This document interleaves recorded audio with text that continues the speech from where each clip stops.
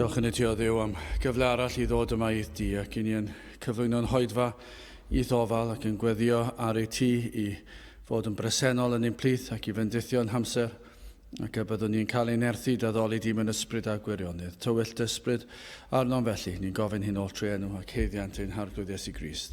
Amen.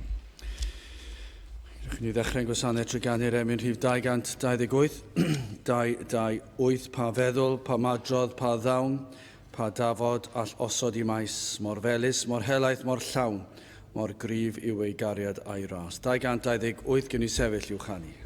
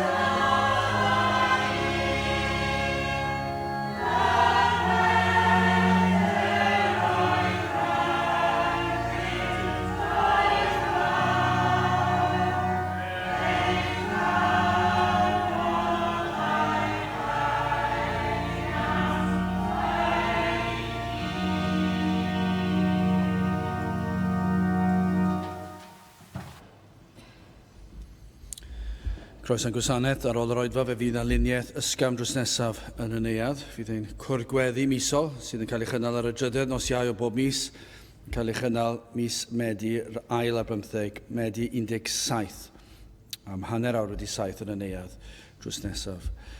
Hoedfa nesaf pnawn Sul am hanner awr wedi 3, ar wrth i'r casgliad gael ei chymryd fyddwn ni'n canu tra ar ein heistedd emyn rhif 169.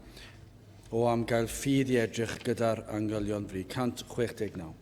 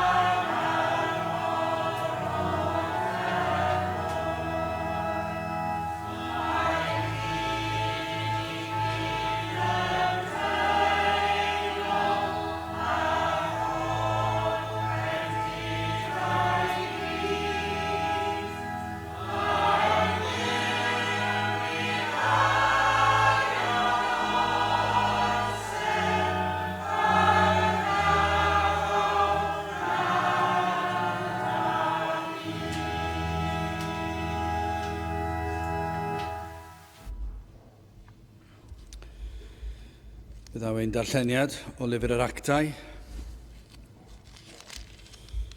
Actau penod 26 ac yn dechrau yn yr adnod gyntaf.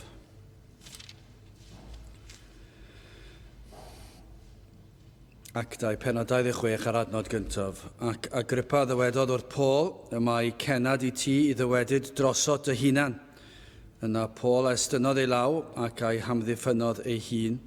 Rydwyf yn fy nhybied fy hun yn ddedwydd o frenin Agrippa, gan fy mod yn cael fy amddiffyn fy hun ger dy fron di heddiw, am yr holl bethau yr achwynir arnaf gan yr Iddewon, yn ben difaddau gan wybod dy fod ti yn gydnabyddus ar holl ddefodau a'r holion sydd ymhlith yr Iddewon, oherwydd paham yr ydwyf yn deisif arnat fy ngwrando I yn ddioddefgar.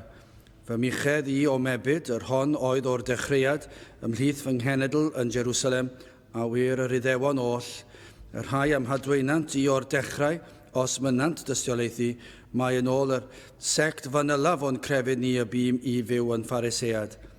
Ac yn awr am obaith yr addewid a wnaed i'n tadau gan Dduw, yr wyf yn sefyll i'n barnu.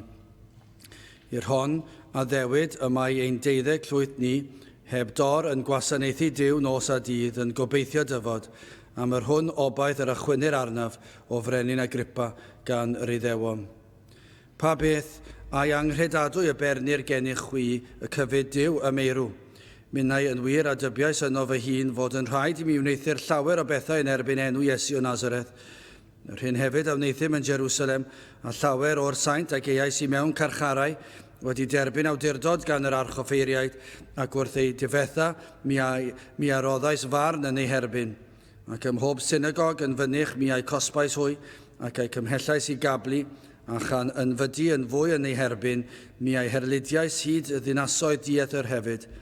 Ac yn hyn am y fi yn myned I Ddamascus ac awdurdod a chenad oddi wrth yr archoffeiriaid a'r hanner dydd o frenin ar y ffordd y gwelais o leini o'r nef mwy na disgleirdeb yr hael yn disgleirio o'm hamgylch a rhai oedd yn ymdaith gyda mi.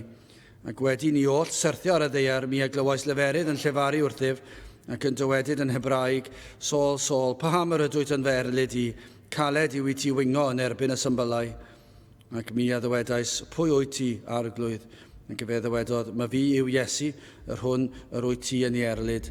Eith i'r cyfod a saf ar dy draed canys I hyn yr ymddangosais I ti, I ddosod y di yn weinidog ac yn dist o'r pethau a welaist ac o'r pethau yr ymddangosaf I ti ynddynt.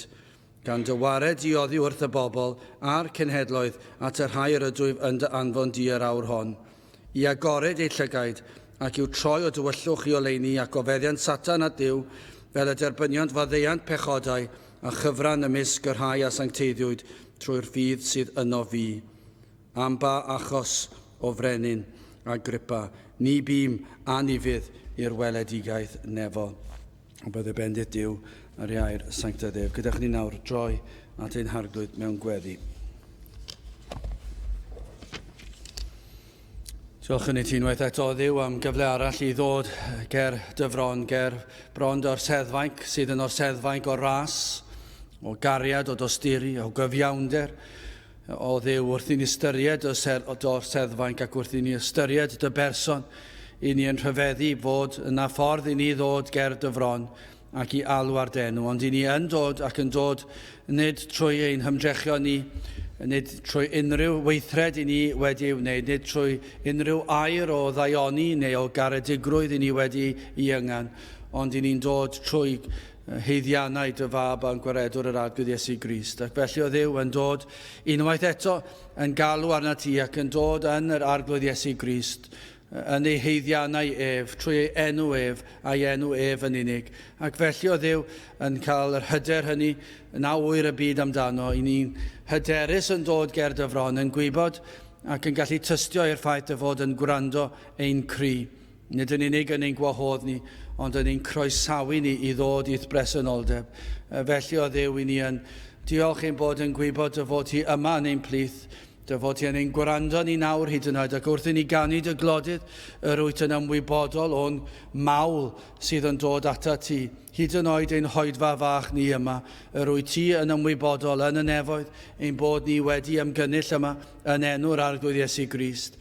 Ein bod ni yn dod i ddyrchafu dy enw di, yn dod i dyfoliannu di, ac yr wyt ti yn gwybod hynny nawr, ac yr wyt ti yma yn ein plith. Ac felly o Dduw yn gofyn ar i ni, bob yr un ohono ni, fod yn ymwybodol o'ch bresenoldeb, ar i bob un ohonom deimlo dy agos atrwydd atom ni.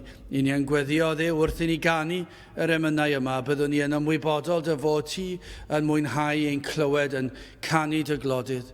Ac wrth i ni wrando ar dy air o Dduw, ac wrth i'r Arglwydd Iesu Grist cael ei ddyrchafu, byddi di yn bles anhaddoliad, ac byddi di yn gweld yn iawn, hyd yn oed i rhoi cyfran fwy o'ch bresenoldeb, i dywallt ysbryd arnom fwy nag erioed o'r blaen.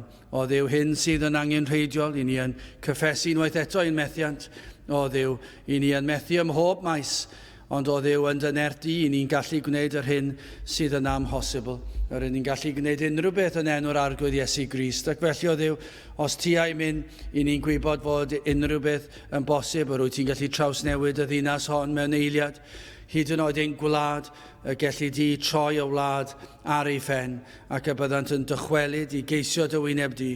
O Dduw, maddau ni nad oes gennym y ffydd hynny i ddisgwyl i ni methu hyd yn oed dychmygu'r peth, a maddau ni am ein diffyg ffydd, yn gofyn i ti gryfhau ein ffydd, i rhoi yr hodd hynny i ni i weddio gyda ffydd, y byddi ti yn dod yn ôl i ddychwelyd i'r wlad hon ac i ddyrchafu dy enw unwaith eto.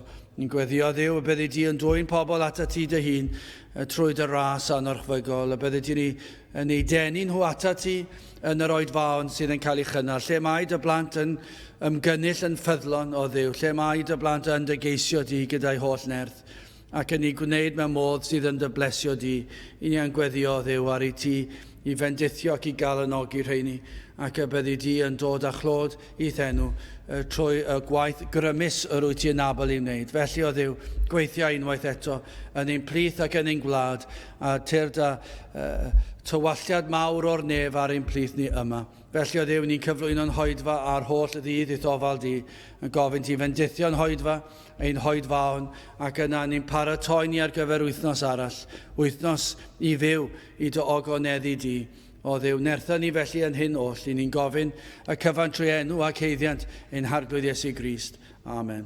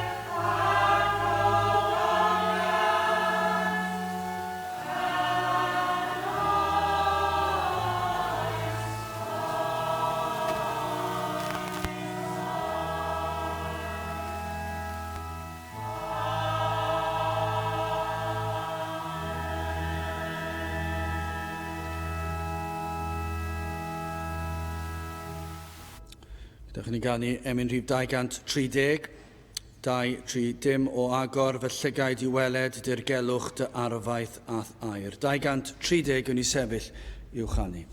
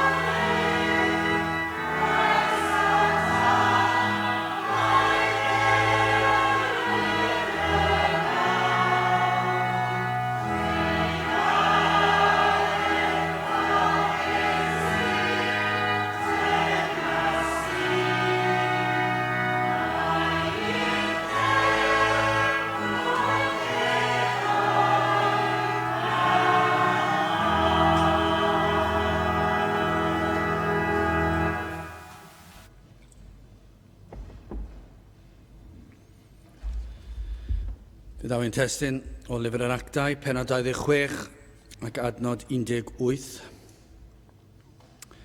I agored ei llygaid ac i'w troi o dywyllwch I oleuni ac o feddiant Satan a Duw fel y derbyniant faddeuant pechodau a chyfran ymysg yr rhai a sancteiddiwyd trwy'r ffydd sydd ynof fi.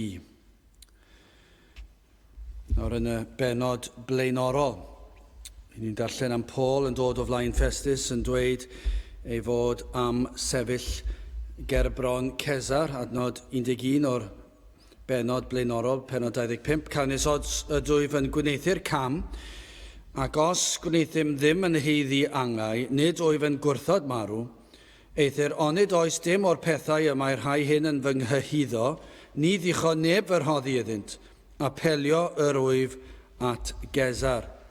Ac yna, i ni yn darllen Festus yn adrodd yr hanes yma i yr hanes i frenin Agrippa, ac atebodd y bydde fe yn hoffi clywed Paul ei hun. Ac cytunwyd i hyn adnod 23 i 27 mhenod 25. Tranoedd gan hynny, wedi dyfod Agrippa a Bernis y rhwysg fawr a myned i mewn i'r orsedd a'r pen capteiniaid a phen dyfigion y ddinas wrth orchymyn Festus, fe addygwyd Paul ger bron, a Festus a ddywedodd o frenin Agrippa a chwi wir, oll sydd gyda ni yn bresennol, chwi a welwch y dyn hwn, o blegyd pa un y galwodd holl liaws yr Iddewon arna fi yn Jerusalem ac yma, gan lefain na ddylai fe fyw yn hwy. Eithir, pan ddeallais na wnaethai fe ddim yn heiddi angau, ac ynta ei hun wedi apelio at Augustus, mi afernais ei ddanfon ef, am yr hwn nid oes gennyf ddim sicrwydd i'w hysgrifennu at farglwydd, oherwydd paham mi ai dygais ef ger eich bron chwi ac yn enwedig ger dyfron di o frenin Agrippa, fel wedi ei holi ef y caffwyf rhywbeth i'w ysgrifennu. Ac yna, i ni yn sylwi yn y benod nes i ddarllen ychydig ynghynt i Agrippa nad oedd iddo ofyn am eglurhad am y cyhyddiadau. Dwi ddim yn gwneud hynny, dwi ddim yn gofyn i Paul i egluro'r cyhyddiadau, ond mae'n rhoi drws agored iddo siarad yn rhydd. A dyna chi olygfa. Paul, ac yna i ni'n gweld Agrippa gyda'i ysblander a'i falchder ar un ochr, a cymharu hyn a Paul, a oedd dal yn ei gadwyni, yr oedd y dal wedi ei glymu fyny, fel petai yn rhyw ŵr a oedd yn berygl i ddynoliaeth ac yn cael ei glymu i fyny mewn cadwyni. Ond y llall wrthi yn ei holl ysblander a'i falchder. Ond eto i gyd, os ych chi'n darllen y benod yma, pa un sydd yn dod allan y gore? Wel, yn sicr i chi mae Paul fedd yn gosod y gwir urddas a'r awdurdod wrth i chi darllen o'n i ran o'r benod ac ni'n gweld y fath awdurdod wrth iddo lefaru geiriau o fywyd. Yma yna rhyw urddas arbennig yn y ffordd y mae yn siarad. Ac eglurodd Paul yn y benod yna fel cefndir i'r testun heddi, mae e'n egluro i gefndir ei hun, mae iddew oedd e. Mae'n egluro mai Phariseaid oedd e, os ydych chi'n cofio, oedd fe ddweud ei fod yn aelod o'r un o'r carfanau mwyaf llym o'r Phariseaid. Ac yna mae'n dweud iddo gael ei gyhuddo am bregethu am yr un a ddawyd i'w tadau. I'r Iddewon, yr oedd yn dweud yr oedd yr Iddewon wedi derbyn trwy nerth Duw i'r proffwydi neges y byddai un yn dod, sef y Meseia. Ac yr oedd Paul yn gwybod y byddai Agrippa yn deall hyn ac yn credu'r pethau hyn hefyd. Ac mae Paul yn atgoffa fe, wel dyma pam dwi wedi cael fy nghyhuddo fy mod i yn pregethu yr un yr oedd ein tadau yn ei bregethu. Ond yna mae'n dod i'r darn o'i fywyd a traws newidiwyd ei fywyd e. Mae'n dweud yna tra ar y ffordd i Ddamascus fe welodd e o leini. Ac fe gafodd ei ddallu, fe gafodd ei brofiad yn do, ac fe glywodd ei lais yn eglur. Ac i ni'n darllen adnod 14 ac 15. Ac wedi i ni oll syrthio ar y ddeiar, mi a glywais leferydd yn llefaru wrthyf, ac yn dywedyd yn Hebraeg, Saul, Saul, paham yr wyt yn fy erlyd i, caled yw i ti wingo yn erbyn y symbylau, ac mi a ddywedais, pwy wyt ti arglwydd, ac e fe a ddywedodd, ma fi yw Iesu, yr hwn, yr wyt ti yn ei erlyd. Dychmygwch, yr gynulleidfa mae'n gwrando, yr pobl pwysig yma yn gwrando, wedi agor y drws iddo fe, wedi dweud wrth Paul iddo fe i siarad ac i sgwrsio nhw. Ac felly mae Paul yn cymryd mantais o bob un eiliad o'r gwrandawiad oedd ganddo fe. Mae e'n egluro'r cyfan iddyn nhw. Mae'n sôn am ei gefndir, ond yna mae'n sôn am yr rheswm y mae yma iddo cael y profiad hynny ar y ffordd i Ddamascus. Iddo weld y goleuni, iddo glywed y llais yna, ac iddo fe cael ei atgoffa. Mae'r Iesu yr un yr oedd e gynt yn ei erlyd. Wel, dyna chi gefndir yr adnodau yma. Ond o ran adnod y testyn heddi, hoffwn ni edrych yn gyntaf ar pwrpas a chomisiwn Paul, ac yna bendithion a breintiau, ac yn olaf dull a chanlyniad. Wel, yn gyntaf, pwrpas a chomisiwn. I ni'n gweld yma'r fraint yr oedd Paul wedi gael. Y fraint y mae pob un o weision yr arglwydd yn ei gael. Yr un yw y fraint y mae plant yr arglwydd yn ei gael, ond yn arbennig y rhai hynny sydd yn cael ei galw i bregethu gair Duw, fel yr oedd Paul yn was yr arglwydd gafodd e'r fraint arbennig yma. Y fraint o gyhoeddi y newyddion da. Derbyniodd orchymyn yr hyn yr oedd i'w ddweud ac i'w wneud. Adnod 16, eithir cyfod a saf ar dy draed. Dyna beth yw'r gorchymyn i Paul yn y profiad gafodd e. Dyma'r geiriau glywodd e. Cyfod, saf ar dy draed, canis i hyn yr ymddangosais i ti. Dyma'r pwrpas. Dyma'r pwrpas dwi wedi ymddangos ger dy fron di, Paul. Idd osod di yn weinidog ac yn dist o'r pethau a welaist, ac o'r pethau yr ymddangosaf i ti ynddynt. Gan dy wared di oddi wrth y bobl a'r cenhedloedd at yr hair ydw i fynd dy anfon di yr awr hon. Rhoddwyd tasg i Paul. Mae e wedi cael tasg arbennig, ac fe addawyd diogelwch iddo. Mae'n dweud gan dy wared di oddi wrth y bobl a'r cenhedloedd. Mae'r arglwydd yn mynd i ofalu yn yr un ffordd yr amddiffynnodd yr arglwydd y proffwyd i gynt. Fe fydd Paul yn cael ei amddiffyn hefyd i gyhoeddi gair Duw. Anfonwyd Paul ar gyfer y tasg pwrpasol. A'r tasg oedd, dyma oedd y tasg, i ni newydd ddarllen nawr bod Duw wedi anfon Paul ac wedi rhoi tasg iddo fe. Beth oedd y tasg? Wel, adnod 18 felly. I agored ei llygaid, ac i'w troi o dywyllwch i oleuni, ac o feddiant Satan at Dduw, fel y derbynion faddeuant pechodau a chyfran ymysg yr rhai a sancteiddiwyd trwy'r ffydd sydd yno fi. Dyna chi dasg. Dyna chi dasg anhygol i agor llygaid, i droi o dywyllwch i oleuni, i droi pobl o feddiant Satan, i bregethu iddynt mwyn nhw dderbyn maddeuant pechodau a'i bod yn rhan o etifeddiaeth yr arglwydd. A hyn oll trwy'r ffydd sydd yng Nghrist. Dyna chi'r dasg. A dyna'r dasg anfonwyd gweision yr arglwydd heddiw. Dyna'r fraint. Bod Duw yn ei ras yn caniatáu i ddyn fod yn ran o'r cynllun, os ych chi eisiau ddisgrifio fe felly. Yn y modd y byddai eneidiau yn cael clywed am ffordd iachawdwriaeth. Fod Duw yn ei ras a'i gariad a'i drigaredd yn caniatáu i ni i bregethu ffordd iachawdwriaeth ac i fod yn rhan o'r broses yma, o'r profiad yma. Gellir dweud mae Duw yw'r cyfan.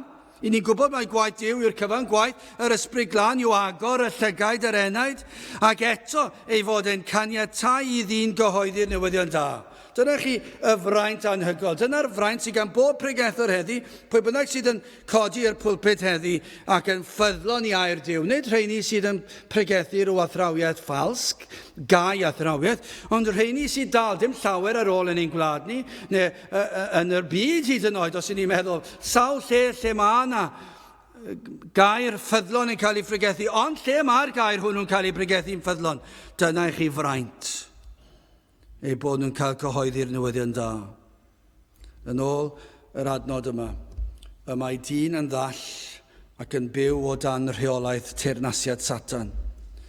Os anfonwyd i agor llygaid, rhaid felly fod y llygaid ynghau. Ond nid yna sydd yn wir.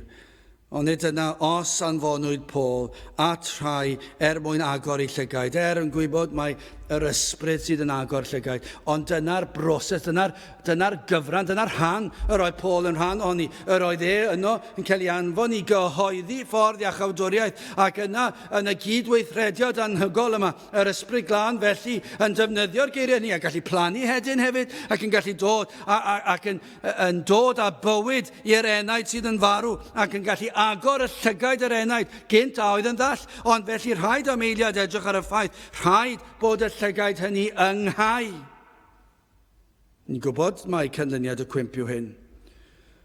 Fod dyn yn gallu gweld yn gorfforol ac yn gallu gweld a deall llawer yn academaidd, ond nid yma yw'r ddirgelwch. Mae pobl yn gallu gweld yr hyn sydd o'n cwmpas, yn gallu gweld lliwiau ac yn gallu gweld pobl, yn gallu gweld byd natur, ni'n gallu gweld y pethau anhygol yma. Ac yna, o ran yr ystyr arall i weld, ei bod ni'n gallu deall, a mae yna rai pobl yn gallu deall pethau lot gwell nag eraill, yn gallu deall yn academaidd, maen nhw'n deall pethau lot fwy cyflym nag eraill, mae rhai yn gallu clywed rhywbeth mewn un gwers, ac unwaith maen nhw wedi clywed na fe, maen nhw wedi deall maen nhw wedi gofio fe. Mae yna eraill ohono ni'n gofio gweithio'n galed mwyn trio cofio beth, ail ddweud, ond maen nhw'n gallu deall Mae yna rhyw elfen o gallu gweld a deall, ond oes na. Ni ddim yn ddall yn hynny o beth. Mae dyn yn gallu gweld yn iawn. Rhai gwell nag eraill. Ond dydyn ni ddim yn sôn y math yna o weld. Yr hyn o olygur yw bod dyn yn ddall yn ysbrydol. Mae hwnna'n golygu gallwch chi cael y pobl fwyaf clyfar, fwyaf academaidd, fwyaf poblogaidd, fwyaf unrhyw beth yn dod i oedfa ac yn eistedd yn y gynulleidfa ac ddim yn deall gair o'r hyn sy'n cael ei ddweud. Mae'n anhygol. Gallwch chi cael y person mwyaf crefyddol, yr un sydd yn gwybod hanes y byd ac hanes crefydd ac yn gallu dadle ac eto gyd maen nhw'n dod mewn i oedfa lle mae'r efengil yn cael ei ffregethu a dydyn nhw ddim yn ei ddeall. A mae'n ateb digon syml am hyn. Maen nhw'n ddall yn ysbrydol, nid yn ddall yn academaidd, nid yn ddall yn gorfforol. Maen nhw'n ddigon da yn rhain i gyd, falle y gorau mewn ambell i beth, ond maen nhw'n gwbl ddall yn ysbrydol.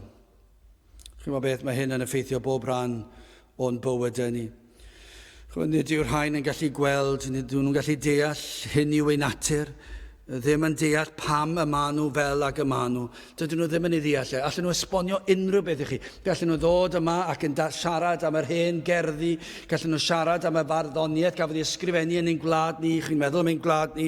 A'r holl lenyddiaeth sydd mwy na mwyafrif o wledydd y byd siwr o fod. Mae'r llenyddiaeth sydd yn ein gwlad ni mynd nôl dros canrifoedd. A fi allech chi cael rhywun academaidd yn dod fan hyn ac allai egluro pob un rhan o'r cerddi. Yr hen Gymraeg hyd yn oed. Ac egluro, a maen nhw hyd yn oed yn gallu egluro o'r cerddi Saesneg falle, a'r heini oedd yn ysgrifennu dramau a gallu mynd mewn iddyn nhw gyd, ac maen nhw'n deall yn berffaith ac yn deall y cyd-destun hanesyddol yn y peth hefyd, ac yna falle bod nhw'n mor glyfar, bod nhw'n deall gwyddoniaeth hefyd a mathemateg, a maen nhw'n gallu datrys y problemau mwyaf dyrys, a dyma lle maen nhw yn y gynulleidfa, ac yna i ni'n esbonio'r efengil syml iddyn nhw, a does dim clem dyn nhw. Dyn nhw ddim yn ei ddeall. Dyn nhw ddim yn ei weld. Dyn nhw ddim yn deall pam ei bod nhw fel ag y maen nhw. Dyn nhw ddim yn deall pam maen nhw'n deffro yn y bore ac yn flin am ddim reswm yn y byd. Dyn nhw ddim yn deall pam maen nhw'n ateb nôl heb feddwl am y peth. Mae'r peth mwyaf naturiol oedd ateb nôl ac amddiffyn i balchder ei hunan. Dyn nhw ddim yn deall pam bod na rhyw feddyliau drwg yn dod i'w meddyliau nhw a meddyliau brwnt ac hunanol. Dyn nhw ddim yn ei ddeall. Dyn nhw ddim yn gweld y pechod sydd yn ddynt. Dyn nhw ddim yn deall difrifoldeb pechod. Na chanlyniadau pechod. Maen nhw'n deall ar lefel tor cyfraith gwlad. Ond dydyn nhw ddim yn deall yn bellach na. Maen nhw mor dwp yn ysbrydol. A'r heswm amdano fe, maen nhw'n ddall yn ysbrydol. Maen nhw'n ddigon clyfar ym mhob maes arall. Ond maen nhw mor ddall. Ac felly maen nhw'n parhau byw eu bywydau nhw fel pe na byddai atebolrwydd. Maen nhw'n byw i'w hunan am yr eiliad. Dyn nhw ddim yn gweld eu hangen, ac felly methu gweld yr un sydd yn dod i'w helpu yn eu hangen. Dyna'r broblem. A dyma'r broblem i'r rai crefyddol. Dydy pobl crefyddol sydd heb ddeall yr efengil, dydyn nhw ddim wedi gweld eu natur eu hunan, dydyn nhw ddim wedi gweld eu pechod, ac felly dydyn nhw ddim yn deall arwydd y cad yr un sydd wedi dod i'w hachub nhw eu pechod. Os nad ydych chi'n deall eich pechod a difrifoldeb pechod, fyddwch chi byth yn deall pam dath Iesu Grist. Mi fyddwch chi falle meddwl mai dod fel rhyw esiampl oedd i'n helpu ni, achos bod ni ddim cweit mor dda gydylsen ni fod, ond ddim cweit mor ddrwg ac i ni meddwl oedden ni. Ac felly mae'r Crist sydd gan pobl crefyddol ein gwlad ni yn gris, un lefel yn uwch na ni falle. Yr oedd e'n ddyn da, yr oedd e'n ddyn oedd yn rhoi esiampl i ni, ac i ni'n ddiolchgar iddo fe am hyn. Ac dyna'r lefel maen nhw'n ei ddeall, ac felly o'r pwlpit, maen nhw'n pregethu i chi sut i fod yn dda, maen nhw'n pregethu i chi sut i fod yn foesol. Pam bod nhw'n pregethu ar fath dwlu? Pam bod nhw'n pregethu rhywbeth sydd ddim yn efengil? Achos dydyn nhw ddim wedi gweld pechod, dydyn nhw ddim yn ei ddeall a maen nhw'n ddall. Dydyn nhw ddim yn deall Crist, dydyn nhw ddim yn gallu dyrchafu Crist, dydyn nhw ddim yn gallu dyrchafu pwrpas Crist yn dod i'r byd. Pam? Dydyn nhw ddim yn deall pam dath e. Mae yna rhyw ddamcaniaeth ganddyn nhw pam dath e. Ond dydyn nhw ddim yn ei ddeall e, dydyn nhw ddim yn ei weld e. Y rhai hyn sydd yn dilyn Crist, llawer yn honni bod yn ddilynwyr i Grist, ond heb weld ei hangen. Dydyn nhw ddim yn deall yr hyn mae'n ei gynnig, dyn nhw'n methu weld e, dyn nhw'n deall pwrpas gweithredoedd Crist, dyn nhw'n deall pwrpas ei fywyd e, dyn nhw ddim yn deall, falle maen nhw'n meddwl, wel, pan dath Iesu Grist a bwydo'r 5,000 yr hyn glywes i yn y coleg oedd hyn, dyna i chi wirth i ddysgu'r bobl i rannu, ac mae hwnna'n rhyw wers anferthol, ac amser diolchgarwch, dyna be ni'n cael i fe, yn ein gwasanaethau diolchgarwch yn yr ysgolion ac yn y capeli. Beth yw'r neges i ni'n cael yn y diolchgarwch yw, dewch, rhannwch gyda'r tlodion mewn rhyw wledydd pell. Wel, wrth gwrs, mae hwnna'n bwysig, ond nid dyna neges y Beibl. Mae'r neges y Beibl, mae hwnna'n dod fel canlyniad i fel dylse Christian bod. Ond nid dyna pam dath Crist. Fe dath Crist i ddelio bod llawer fwy dwys na hynny. Mae'r broblem yn mynd yn ddyfnach na hynny, ond dyna'r lefel ie. Maen nhw'n meddwl, y bachgen bach yn dod ar torth a'r pysgod. Wel, dyna chi garedig, ac wers fawr i gweddill dynoliad. Y wers yn y wirth yna oedd hyn, i Iesu Grist gwneud gwirth. Dyna oedd y prif neges. Pwy yw hwn sydd yn gallu bwydo 5,000 gyda chydig o fwyd? Iesu Grist, mab Duw, y Meseia. Dyna oedd y neges, nid rhannu. Mae rhannu'n rhyw wers fach fechan lawr o'r ochr rhywle. Dyw e ddim yn ddigon pwysig i ni feddwl mae'r rhannu'n dod yn naturiol os ydych chi'n Gristion. Fe ddaw hynny maes o law, ond nid dyna'r prif neges. Ond dyna i chi lefel Cristnogaeth Cymru heddi. Dyna chi lefel crefydd Cymru heddi. Dydyn nhw ddim yn deall ei weithredoedd e. Dydyn nhw ddim yn deall ei fywyd e. Beth oedd bywyd Iesu Grist? Byw bywyd perffaith oedd bywyd Iesu Grist. Pam? Pam fi oedd e byw bywyd perffaith? Mwyn gallu bodloni'r tad, mwyn i'n cynrychioli ni, mwyn gallu cymryd y gosb ar y groes yn ei lle ni, mwyn y tad fod yn fodlon ar mab. Nawr dyna beth oedd pwrpas i fywyd e. Nid esiampl i ni, fedrwn ni byth byw fel Iesu Grist, i ni'n bechaduriaid, ond dyna beth sy'n cael ei ffregethu heddi, dilynwch Iesu Grist fel esiampl. Dyna chi dwptra, dyna chi ddallineb, gall dim un person copio Iesu Grist. Mae Iesu Grist yn fab i Dduw, mae e'n berffaith. Pwrpas bywyd Iesu Grist oedd cyflawni'r ddeddf yn ein lle ni. Dyna oedd ei bwrpas e, nid mwyn ni copio Iesu Grist. Beth oedd ei farwolaeth e? Mae pobl yn meddwl, marwolaeth yr oedd yn fodlon marw ar y groes. Dyna beth maen nhw'n meddwl, dyna chi esiampl, rhywun yn fodlon. Ond mae yna sawl merthyr wedi bod yn does. Mae yna bobl hyd yn oed mewn crefyddau yn lladd ei hunan yn enw eu crefydd nhw. Dydy hwnna ddim yn ei dyrchafu nhw i lefel Crist. Dydy marw ar y groes yn ddim byd. Beth yw'r peth pwysig hyn? Yw wrth farw ar y groes. Fe gafodd ei gosbi gan ei dad yn ein lle ni. Dyna pwrpas y farwolaeth. Ond dyw pobl ddim yn ei weld e. Dyn nhw ddim yn ei ddeall e. Maen nhw'n esbonio marwolaeth Crist. Maen nhw'n rhywbeth o stori sentimental. Adeg y Pasgo, mae rhywbeth o emosiwn yn y peth. Dyna i chi garedig iddo farw ar y groes. Ond pwrpas marwolaeth yw tad. Dyw y tad yn flin, yn grac, ac yn cosbi, ac yn tywall uffern ar ben ei fab, uffern am ei hoff bobl. Dyna i chi neges y groes. Dyna i chi marwolaeth Crist. Nid yw'r groes yn ganolog yn eu crefydd nhw, yn ein gwlad ni bellach nag yw. Mae e yno, ond gellir gwneud hebddo. Ond nid yna wir, pe tawn ni'n mynd i gapeli heddi ac yn gwrando ar y neges, mwy na thebyg na chlywch chi sôn am y groes, ac os glywch chi sôn am y groes, gallech chi fod yn tynnu fe mas a fydde fe ddim yn gwneud lot o wahaniaeth i'r neges. Nid yw'r groes yn ganolog. Pam? Dydyn nhw ddim wedi deall natur pechod. Dydyn nhw ddim wedi deall e. Dydyn nhw ddim wedi gweld mai Crist yw popeth. Heb Grist does dim gobaith. Mae'r agoriad o'r llygaid yn digwydd fan hyn. Yr hyn y mae Paul wedi cael y neges i agor i llygaid. Nid fe sy'n agor y llygaid, yr ysbryd glân sydd yn agor y llygaid, ond y mae wedi cael ei anfon i bregethu mwyn i'w llygaid cael ei agor. Llygaid yr enaid. Mae yna rhywbeth gwirthiol yn digwydd, dirgelwch i'w agor y llygaid yma. Gwaith yr ysbryd glân. Allwn ni ddim egluro sut y mae llygaid enaid rwy'n yn cael ei agor, na pryd, na'r amgylchiadau. Yr unig beth i ni'n gwybod yw hyn. I ni wedi cael ein hanfon i bregethu am Grist ac am ffordd iachawdwriaeth. Yr ysbryd glân sydd yn dod wedyn ac yn dod ar gair i'r enaid ac yn dod ac yn peri bod y llygaid yn cael ei agor. Ac maen nhw'n ei weld e. Maen nhw'n ei weld e. Y person fwyaf analluog i'r person mwyaf galluog. Maen nhw gyd yr un peth. Maen nhw'n gallu dod i weld y pryd. Nid pan maen nhw'n ei ddeall e, ond pan mae'r ysbryd glân yn agor llygaid yr enaid. Dyna chi fraint gyhoeddi'r Efengyl. Ac i weld yr ysbryd ar waith. Falle bod e wrthi heddi. Dim ond sy'n gallu gwneud hyn.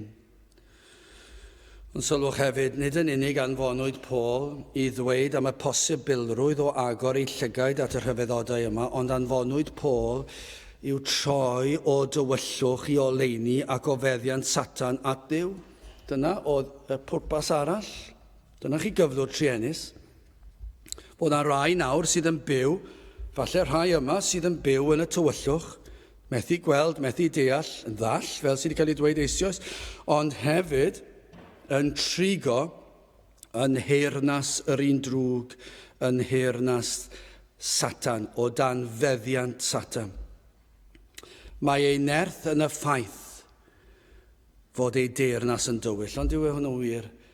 Ond nid yw nerth Satan yn y ffaith fod ei deyrnas yn deyrnas o dywyllwch, llawn twyll, llawn celwydd, llawn athrawieithau ffals. Maent yn ei feddiant, ond os yna rai yma heddi sydd dal y meddiant yr un drwg. Hynny yw, chi'n gaeth weision. Chi ddim yn gallu helpu eich hunan. Os am eiliad, mae'r mwyafrif falle ddim am wella eu hunan. Maen nhw am parhau yn eu bywyd nhw, yn eu hunanoldeb nhw, ac yn cario ymlaen i wneud yr hyn y dymunant i wneud. Ond petai rhai am wella, maen nhw'n methu. Ond os yn llwyddo mewn pethau bach, maen nhw'n methu yn y natur. Mae'r dal y gogwydd yma at bechod, at hunan, at falchder, ac i ni'n gweld e bob blwyddyn, ar ddechrau bob blwyddyn, yr addunedau dechrau'r flwyddyn. Dwi'n yn gwybod pa mor hir yw e cyn bod rhywun yn methu, ond falle ar lefel fel hyn yw e, fel lefel falle rhai oedd yn yfed ac yn gor-yfed yn dweud yfai llai. Neu yn smygu, fe na ceisio stopio smygu, neu smygu llai. Dyna'r lefel y byd falle, maen nhw'n dweud, neu falle bod nhw'n rhegi yn aml, a felly yr adduned ar ddechrau'r flwyddyn yw, fe fyddai'n rhegi llai, neu geisio stopio rhegi. Neu falle i blant, ar lefel y plant yw, os ydw mam a dad yn gofyn i fi llnau stafell i, neu ceisio llnau fy stafell cyn iddyn nhw ofyn i fi, neu helpu gyda golchi llestri. Dyna'r lefel pethau chi'n gallu gwneud. Ac efallai, os ganddoch chi rhyw gymeriad cryf, fe allwch chi stopio am y flwyddyn gyfan, a falle'n parhau. Ond pa waniaeth yw hwnna'n rhagwyddoldeb i ddweud ger bron Duw y Tad, fe nes i wella fy hun, fe nes i olchi llestri bob dydd, neu fe nes i stopio smygu, neu fe nes i stopio yfed, neu fe nes i stopio rhegi, ac yna dyna i chi falchder, drychwch ar gryfder fy nghymeriad i, ac dyna'r lefel i ni'n sôn, ond dydyn nhw beth yn mynd yn bellach nag nhw. Dyn nhw beth yn mynd i ddyfnder eu pechod nhw, eu balchder nhw, eu hunanoldeb nhw. Dyn nhw ddim yn mynd lawr i beth yw'r gwraidd y broblem. Dyn nhw ddim yn gallu pam yma nhw'n bechaduriaid, yma'r gogwydd yma mor gryf. Chi dan feddiant yr un drwg. Mae yn elyn i Dduw y Tad ac i Grist. Nid ydych am fod yn ei bresenoldeb. Chi'n modd mae'r rhai sydd yn elynion i Grist yn elynion pennaf iddo. Mae'r fath wrthryfel ond oes na. Chi'n gallu meddwl am gwledydd yn erbyn gwledydd ac yr gwrthryfel a'r casineb. Wel, dyma beth sydd gyda ni fan hyn, teyrnas o dywyllwch a teyrnas o oleuni. A mae gyda chi Satan, a mae gyda chi'r arglwydd Iesu Grist, ac yma na wrthryfel.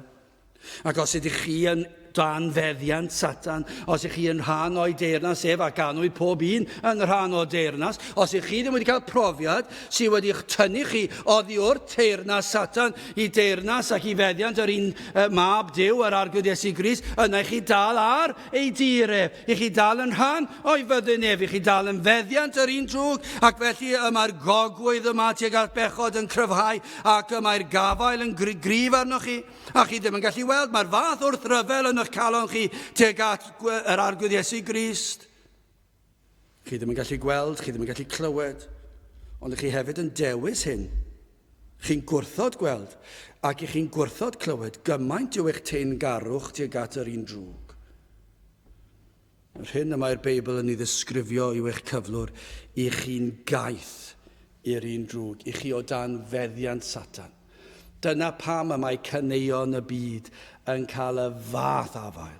Dyna pam fod gwisgo fel y byd yn cael y fath afael. Dyna pam fod yr ddiod y byd yn cael y fath afael. Ond ydyw diod y byd yn cael y fath afael ar y byd yn gyfan gwbl, ond ar yr heini sydd yn honni fod yn Gristnogion, mae'r ddiod, byddech chi'n meddwl, wel, peth bach yw'r ddiod, ond mae'r gafael sydd gan ddiod, y ddiod feddwl a'r bobl, mae'n anhygoel, mae chi'n gallu edrych ar y peth a dwi'n mynd geis synwyr, mae'n rhaid iddyn nhw gael mae'r rhaid iddyn nhw gael ymhob un achlysur o'i bywyd nhw, ac mae'n dod i bob man, yn yr ysgolion, yn y colegau, yn y cartrefi, yn yr lle mae'r arweinwyr ein gwlad, yn y cynulliad siwr o fod, yna lan yn Llundain, yn y palas, lle bynnag ewch chi, mae'r ddiod yn rhan blaenllaw, rhan ganolog o'i bywydau nhw, mae'r gafael ganddyn nhw, achos dyn nhw ddim yn gallu byw hebddo fe, achos mae e'n mynd â nhw i ryw fath o lonyddwch bach, ar ôl gwydreneddwy. Mae bywyd yn rhy galed, ac felly mae'n rhaid cael yr help o'r ddiod. Beth yw hyn? Maen nhw'n gaeth. Maen nhw'n gaeth. Maen nhw'n gaeth i'r ffordd o siarad, nid yw'n mynd ar yfed, a'r wisg, a'r partion, a'r gerddoriaeth, a'r feddylfryd, mae popeth, a'r iaith, popeth, i chi'n gaeth iddo fe. Chi ddim yn gallu'ch tynnu chi'n anodd wrtho. Mae ei chi yn ymddangos, yn llawn goleuni, lliwiau llachar, sain hyfryd, ac chi'n meddwl, dyma fe, chi wedi cael eich dallu, mae y mor bleserus. Ond yr hyn mae gair Duw yn dweud, i chi dan i feddiant i chi'n gaeth i'r un drwg. Ac fel y mae e'n frwydr rhwng y da a'r drwg, yr tywyll a'r goleuni, y mae e'n frwydr i ddod oddi wrtho. Dyna'r broblem. Pan yn dod yn Gristnogion, mae e'n frwydr. Nid yw'r Satan am eich gadael chi allan o'i feddiant, ac felly y mae e'n frwydr. Mae yna dynnu, mae yna ymladd, mae yna feddyliau, mae yna deimladau, dwi eisiau'r byd, ac yna fe ddaw pobl i'ch denu chi, fe fydd Satan yn neud yn siŵr, fydd yn dod â pobl i dorri ar eich draws eich meddwl chi, fydd am eich rhwystro chi rhag ystyried y pethau hyn, eich rhwystro chi rhag darllen gair Duw, eich rhwystro chi rhag dod i'w wrando ar bregethu, fe fydd yn dod â meddyliau i chi i feddwl am rhywbeth arall, fe fydd yn dod â pleserau ar eich traws chi, temptasiynau ar eich traws chi. Mae e'n frwydr i ddod yn Gristion. Dyw Satan ddim eisiau colli chi o'i feddiant ef. Chi sydd yn Gristnogion, byddwch chi'n tystio i hyn. Yr oedd yn frwydr i ddod at Grist, i rwygo chi oddi o'r pleserau'r byd. Mae Satan am ein cadw yn gaeth. Mae be cyfrifoldeb Paul oedd cyhoeddi hyn, a dweud yr hyn y mae Crist yn ei ddarparu. Dyna oedd cyfrifoldeb Paul. Yr oedd yn cyhoeddi ac yn dweud wrth pobl, y mae modd i chi ddod o feddiant Satan. Y mae modd i chi ddod o dywyllwch i oleuni. Y mae modd i chi weld lle gynt nad oeddech chi yn gallu deall. Wel, beth am y bendithion a'r breintiau? I agored ei llygaid ac i'w troi o dywyllwch i oleini ac o feddiant Satan at Duw ac yna, fel y derbyniant faddeuant pechodau a chyfran ymysg yr rhai a sancteiddwyd trwy'r ffydd sydd yno fi. Chymod y bendithion diri sydd i'r sawl y mae'r ysbryd yn agor ei llygaid ac yn rhyddhau o grafangau Satan. Y bendithion yma yw maddeuant pechodau i ddechrau, breintiau, bod yn etifeddion yr arglwydd. Dyna chi'r breintiau a'r bendithion i chi'n derbyn maddeuant. Braint Paul oedd cael cyhoeddi hyn. Dyna oedd ei ddyletswydd. Rhaid cyhoeddi hyn bod modd cael maddeuant. Nawr ni'n gwybod nid fe oedd yn maddau, ond fe oedd yn cyhoeddi'r ffaith bod modd cael maddeuant. Holl bechodau bywyd. Dyma beth oedd e'n pregethu, bydde fe wedi mynd ati gyda'r cynulleidfa oedd ganddo fe fyna, ond yna yn ehangach ac i lawer ac i ganoedd a miloedd dros y blynyddoedd i ni meddwl am y cynulleidfa bregethodd iddyn nhw ac yn dweud y mae modd cael maddeuant pechodau. Meddyliwch chi nôl i'n hanes ein gwlad ni a William Williams Pantycelyn, Howell Harris a Daniel Rowlands, Christmas Evans a'r cynulleidfaoedd mawr oedd ganddyn nhw a mi fydda'r pobl yn gwrando a mi fydda'n rhai ohonyn nhw wedi dod ac efallai wedi bod yn ofnadw i'w rhieni nhw, neu plant nhw, neu brodyr a chwiorydd nhw. Rhai tadau wedi bod yn greulon efallai yn erchill ac yn ofnadw yn eu triniaeth o'i teuluoedd nhw ac yn eu esgeluso nhw ac efallai'n gwario'r arian nhw wedi gael yn y pwll glo ac yn ei wario fe ar y ddiod ac yn ddim yn gofalu am y plant, ddim yn rhoi bwyd iddyn nhw ac yna'n dod i'r gynulleidfa ac yna'n neud teimlo'n euog bydd yr ysbryd wedi agor eu llyged nhw ac yn gwneud nhw teimlo'n euog am eu pechod ac yn gweld eu pechod am y tro cyntaf ac yna falle Christmas Evans neu Daniel Rowlands neu Pantycelyn codi fy'n yn dweud mae Iesu Grist yn maddau'r cyfan. Na dyna beth oedd dyletswydd Paul yr oedd yn dweud mae maddeuant pechodau, gorffennol, presennol, dyfodol, pechodau mawr a bach, rhai sydd yn wybodus i chi a rhai na wneithom heb sylwi. Maddeuir y cyfan. Os dewch chi at Grist fe olchi'r pob staen ymaith. O, mae yna rai pechodau yn does na sydd yn gadael y fath marc, y fath brwnt ni. Pechodau i ni'n ffeindio'n anodd i faddau'n hunan. Ond yr hyn y mae gair Duw yn dweud wrthon ni yw bod Crist yn gallu maddau'r cyfan. Sut? Fe ddeliodd a phechod, fe ddeliodd Iesu Grist a phechod, fe ddeliodd a Satan yn ystod ei fywyd. Os ewn ni'n ôl i feddwl beth oedd ei pwrpas ei fywyd, beth oedd pwrpas ei farwolaeth, beth oedd pwrpas ei atgyfodiad ef. Trwy gydol bywyd Crist, ni feddyliodd yr un peth anweddus, yr un peth hunanol, yr un peth creulon, glân oedd ei feddwl yn llwyr pam mwyn cyflawni gofynion y tad. Mwyn gallu rhoi ei gyfiawnder, ei berffeithrwydd llwyr i ni. Dwedodd ddim yr un gair allan o'i le, dim un gair anoeth, dim un gair amrhiodol. Bu fyw bywyd perffaith yn ein lle. Doedd dim angen maddeuant ar Grist, ni wnaeth Iesu Grist dim byd o'i le, ond fe roddodd ei gyfiawnder ef i ni. Fe ddeliodd ar gosb hefyd, i ni wedi crybwyll hyn yn barod, am ein methiant ni ar y groes, cymerodd ein pechodau ni a fe gosbwyd fel petai wedi cyflawni'r pechod. Nid fe gyflawnodd nhw, ond mae'n cael ei gosbi fel petai fe oedd yr un a cyflawnodd nhw. Nawr chi sydd yn flinderog, chi sydd yn llwythog ac yn euog, chi sydd methu maddau eich hunan, chi sydd â phwysau ei iogrwydd fel mynyddoedd byd, dyma y mae Paul yn ei ddweud wrthych chi, dyma i ni yn ei ddweud wrthych chi, dewch at Grist. Ar y groes fe ddeliodd Crist a'ch holl bechodau. Fe ellir golchi eich enaid yn llwyr lan yn ei waed ef, yn y gwaed a lifodd. Fe allwch chi ddod at y groes ac mae yna olchiad i'w gael o'ch holl bechod. Ar y groes fe dalodd Iesu Grist y pris am eich rhyddhau o feddiant Satan, o grafangau Satan. O, mae'r pris yna yn un ddrud.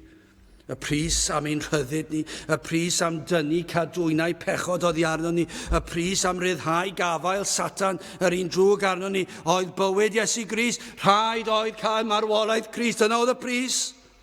Dyna chi ddifrifoldeb bywyd y marwolaeth Crist, yr oedd yn bris, yr oedd rhaid iddo fe dalu mwyn ein rhyddhau ni o feddiant Satan. Rhaid oedd iddo farw a chymryd y gros. Hyn oedd yn iawn, nid camgymeriad oedd y groes, nid rhyw drasiedi gellir fod wedi ysgoi. Hyn oedd cynllun Duw mwyn cosbi pechod. Dyna oedd y ddeddf yn mynnu. Mwyn cael cyfiawnder, rhaid oedd i Grist farw, tywallodd y tad ei ddigofaint, yr hyn oedd yn henaid yma i droi o dywyllwch i oleuni ac o feddiant Satan at Dduw. Dyna oedd Paul yn ei gyhoeddi. Os dewch chi at Grist, fe allwch chi cael eich rhyddhau o feddiant Satan, ac fe fyddwch chi'n dod o feddiant Satan at feddiant Duw y tad. Dyna chi fraint yr oedd gan Paul ac eraill i gyhoeddi'r newyddion da yma yn olaf ac yn ddir. Beth yw'r dull felly ar canlyniad y pethau hyn? I agored ei llygaid ac i'w troi o dywyllwch i oleuni ac o feddiant Satan at Duw fel y derbyniant faddeuant pechodau a chyfran ymysg yr rhai a sancteiddiwyd trwy'r ffydd sydd yno fi. Sut gall y bendithion yma fod yn eiddo i chi? Sut fedrwch chi elwa o'r holl freintiau plant yr arglwydd? Sut mae modd i chi i ddod yn rhan o hyn i gyd? Sut gallwch chi ddod yn gyfranogion o etifeddiaeth y tân, yn gyfran ymysg yr rhai a sancteiddiwyd, yn etifeddion i'r hyn y mae'r tad yn ei gynnig? Mae'r ateb yn cael ei rhoi. Cewch hyn oll trwy'r ffydd sydd yno fi. Y ffydd yma, i ni'n gwybod o'r holl ysgrythu'r rhodd yw e. O Dduw y cewch chi hyn. Does dim un ffordd arall o gael y ffydd yma. Rhaid i Dduw roed ei chi. Sydd yn galluogi'r enaid i ymddiried ac i bwyso ar unweddau Crist. Efallai hyd nawr i chi wedi bod yn trio credu, i chi wedi bod yn trio meddwl eich bod chi'n Cristion a meddwl fel mae Cristnogion yn ei ddweud, ac falle fel yn yr oes fodern yma, os ych chi'n ail ddweud rhyw weddi fach ac yn ei ddweud ar lafar, yna chi'n Cristion. Ond nid yw'na, dyna'r ffordd y mae pobl yn dweud i chi'n dod yn Cristion. Os dewch chi ymlaen i'r blaen yma ar ddiwedd yr oedfa, dyna beth maen nhw'n dweud. Dewch fan hyn, ac wrth ddod, maen nhw'n dweud, mae hwnna yn broffes yn ei hun i chi'n cyffesu Crist ger bron eraill. Ac yna wrth ddod i'r blaen, gewch chi ail adrodd rhyw eiriau ar fy ôl i, ac yna chi'n dweud rhyw weddi ac yn arwyddo rhyw darn o bapur ac yn darllen y geiriau yna allan. Ac os ych chi wedi dweud y geiriau hynny ac ar goed, yna chi'n blentyn i Dduw. Ych chi wedi dweud y geiriau, dydy dweud y geiriau ddim yn achub neb. Dydy dod i'r blaen ddim yn achub neb. Yr hyn sydd yn achub yw Crist, ac y mae yn rhoi y ffydd i ni gredu a pwyso ar hynny. Dyna beth sy'n digwydd. Duw sy'n gwneud y cyfan. Mae'r rhaid i ni gredu, ond mae'r credu'n dod oherwydd bod rhodd yn cael ei roi i ni gredu y ffydd yma. Nawr sut mae hynny'n digwydd? Mae'n ddirgelwch. Mae'n ddirgelwch sut gall enaid bwyso ar Grist yn unig a teimlo'r baich yn syrthio i ffwrdd a teimlo'r rhyddhad fod y pechodau wedi maddau. Ond dyma beth sydd yn digwydd. Dyma yw rhyfeddod yr efengil. Mae dod at Grist a'r ysbryd sydd yn eich arwain chi at Grist, at y groes. Ac wrth ddod at Grist, chi'n edrych a chi'n gweld fe sydd wedi gwneud y cyfan, fe sydd wedi byw y bywyd perffaith yn fy lle, fe sydd wedi marw yn fy lle, fe sydd wedi cymryd y gosb yn fy lle. Ac wrth ddod ato, mae'n dweud tyrd, ac fe wnaed o olchi dyn wynach na'r eira. Ac wrth ddod mae'n rhoi rhodd, ac chi'n derbyn ffydd sydd yn eich galluogi i ymddiried ac i bwyso ynddo ef. Crist yw'r cyfan, fe yn unig. Does dim opsiwn arall. Does dim ffordd arall o dderbyn y bendithion yma. Does dim crefydd arall. Does dim dull arall. Does dim ffordd arall o blesio Duw. Yr unig ffordd yw i ddod at Grist ac ef yw'r cyfan. Chymod, y breintiau yw blant, yw fod fel etifeddion yn unig. I ni'n cael yr etifeddion y mae plant yn ei gael. I ni gorfod dod yn waglaw at y groes a chyffesu'n gwendid. Chymod, wrth ddod, bod wedi derbyn yr rhodd, a throi cefn ar eich ymdrechion eich hunan, mwyn bod yn gyfran o'r rhai a sancteiddwyd, mwyn bod yn etifeddion, rhaid eich bod wedi dod yn waglaw at y groes. ac wedi dod yn waglaw at y groes, y mae'r rhodd yn cael ei rhoi i chi, ac nawr i chi'n cael eich gwneud yn blant i Dduw, yn feddiant Duw, yn rhan o'i deyrnas ef, rhan o'i deulu ef. Felly chi'n etifeddion o'i deyrnas ef. Chi'n etifeddion y tad. I chi'n cael breintiau plant yr arglwydd. Dyna beth sy'n digwydd. Cyfran ymysg yr rhai a sancteiddiwyd trwy'r ffydd sydd yno fi. Ond chi'n meddwl beth, mae yna wers pwysig wrth cloi. Dyna i chi ffordd o adnabod rhain. Dyna'r modd y gellir profi pwy ydyn nhw. Plant yr arglwydd. Yr ffordd o adnabod y gwir etifeddion, y sawl sydd wedi derbyn maddeuant. Chos mae yna llawer yn honni hyn, ond oes? Mae yna llawer yn honni bod nhw wedi derbyn maddeuant. Mae yna lawer o bobl yn honni bod nhw'n moli Duw. Mae yna lawer o bobl yn meddwl bod ganddyn nhw rhyw emosiwn a rhyw brofiad, rhywbeth gallen nhw dystio iddo fe. Ond does dim byd wedi digwydd. Ond sut fedrwn ni ddweud y gwahaniaeth? Mae'n amlwg fan hyn o gair Duw, y ffordd o adnabod y sawl sydd wedi derbyn maddeuant. Gwelir nad ydynt bellach yn gaethweision i bechod a Satan, ond hefyd gwelir y rhai a sancteiddiwyd. Y prawf fod yna hedyn o sancteiddrwydd a blanodd yr ysbryd glân yn yr enaid, y mae'r hedyn yma yn hedyn o sancteiddrwydd. Ac mae'r hedyn yma yn tyfu. Ac pan mae'n tyfu, i chi'n gweld fod yr gogwydd nawr tuag at sancteiddrwydd. Gynt yr oedd e tuag at bechod, ond nawr y mae e am lendid ac am byrdeb, am Grist, y mae am ddiwioldeb. Dyma lle mae'r gogwydd nawr. Y mae'r hedyn wedi blannu yna, yr rhai a sancteiddiwyd. I ni'n byw, ond ydyn ni mewn oes sydd yn dyheu i efelychu'r byd, yr oes crefyddol hynny, yr oes efengylaeth i ni'n byw ynddi heddi. Dyma beth yw'r oes i ni'n byw ynddi. Maen nhw'n dyheu efelychu'r byd, yr rhai sydd yn gaeth i Satan. Dyma beth mae Cristnogion heddi eisiau bod. Maen nhw'n dyheu efelychu yr rhai sydd yn gaeth i Satan. Maen nhw am wisgo fel y byd, maen nhw am sgwrsio fel y byd, maen nhw am cynllunio'u bywydau fel y byd, maen nhw am ganu fel y byd. Ond hyn ni'n darllen fan hyn, nid etifeddion yw'r rheini. Dydy rheini, beth bynnag maen nhw'n proffesu, beth bynnag maen nhw'n honni, nid etifeddion mohonynt. Dydyn nhw ddim yn blant yr arglwydd. Yr rhai yma yw yr rhai a welodd eu cyflwr trienus. Dyma'r gwir etifeddion. Yr rhai sydd wedi gweld eu pechod ac wedi farhaodd o'i pechod. Yr rhai sydd wedi gweld bryntni eu pechod a'r byd a gwacter y byd ac sydd wedi troi at y groes ac at yr arglwydd Iesu Grist ac wrth ddod derbyniant ffydd i gredu ac i bwyso. Ac wrth ddod nawr yma nhw'n etifeddion, y rhai a chyfran ymysg y rhai a sancteiddiwyd. Anfonwyd Paul i bregethu'r rhain y newyddion da. Dyma ei neges ni heddi. Dewch at Grist ac fe agorir eich llygaid. Fe ddewch allan o'r tywyllwch. Fe welwch y goleuni. Fe chryddheir o gryfangau Satan. Fe faddeuir eich holl bechodau. Fe fyddwch yn etifeddion. Ac fe cewch dderbyn o holl freintiau plant yr holl alluog. Rhyw ddydd y cewch ddod i'w deyrnas i'r nefoedd am dragwyddoldeb. Dyna i chi'r breintiau. Wel, ble chi'n sefyll? Ble chi arni heddi? Ond eich llygaid chi dal yn ddall. Wel, yr unig gair o gyngor sydd, dewch at Grist, a gofynnwch iddo fe wneud y gwaith yma yn eich calon, ac i roi'r ffydd yma i chi, mwyn y gallwch chi bwyso yn llwyr yn yr arglwydd Iesu Grist. Gadewch i ni weddio.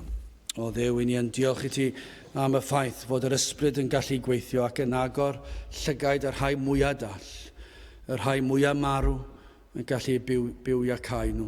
O Dduw, yr rhai sydd yn nghanol meddiant a teyrnas yr un drwg, hyd yn oed yr rhai sydd yn dymderoedd y pwll mwyaf tywyll a mwyaf twfn. Mae'r ysbryd glân yn gallu tynnu nhw a gosod eu traed ar y graig, sef yr arglwydd Iesu Grist. O Dduw, felly ni'n gweddio y bydd yr ysbryd ar waith yma ac ar hyd a lled ein gwlad. Tyrd, gwna'r hyn oll clod i ddenw di. Ni'n gofyn hyn yn enw Iesu Grist ein gwaredwr. Amen. Dewch i ni orffen ein gwasanaeth trwy gannu'r emyn rhif 288. Mi glywaf dyna'r lais yn galw arna fi i ddod a golchi meiau i gyd yn afon Calfari. 288, gewn ni sefyll i'w chanu.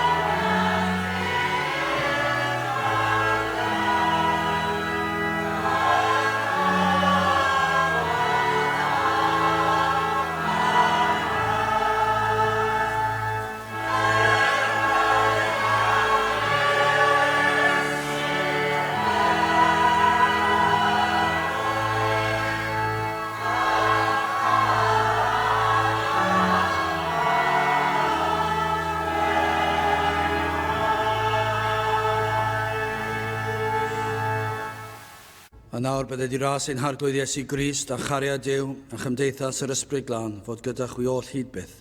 Amen.